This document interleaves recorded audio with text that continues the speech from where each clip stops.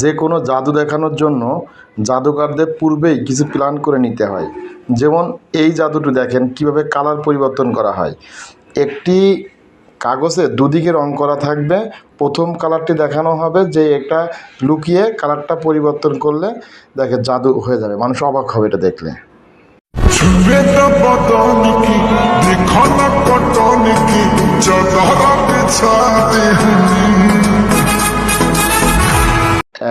পানির ভিতর কিভাবে মোমবাতি ধরাতে হয়, এই জাদুর ক্ষেত্রে একটা বিশেষ ধরনের গ্লাসের ব্যবস্থা করা হয়, যে গ্লাসের একটা পাশে পানি যাবে না, এখানে মোমবাতিটা রাখতে হবে এবং মোমবাতিটা এখানে আগুন ধরানোর পরে অপর অংশে পানি ঢাললেও এই মোমবাতিটা লিভবে না।